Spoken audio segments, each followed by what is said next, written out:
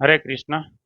श्रीमद् भगवद गीता के इस श्लोक में पूर्ण पुरुषोत्तम भगवान श्री कृष्ण ने हमें ये बताया है कि हम कैसे उसके शाश्वत राज्य को प्राप्त हो सकते हैं, यानी कि भगवत धाम को हम कैसे प्राप्त कर सकते हैं। तो उसके बारे में इस श्लोक में पूर्ण पुरुषोत्तम भगवान श्री कृष्ण हमें बताते हैं।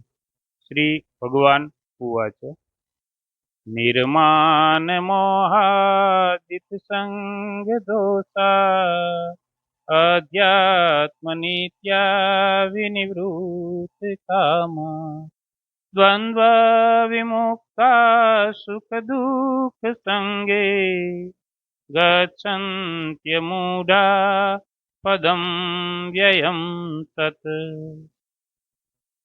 जो झूठी प्रतिष्ठा, मोह तथा कुसंगति से मुक्त है, जो शाश्वत तत्व को समझते हैं, जिन्होंने भौतिक काम को नष्ट कर दिया है, जो सुख तथा दुख के द्वंद्व से मुक्त है और जो मोह रहित होकर परम पुरुष के शरणागत होना जानता है, वे इस शाश्वत राज्य को प्राप्त होते हैं।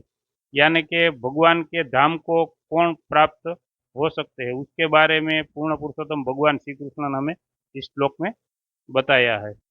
हरे कृष्ण।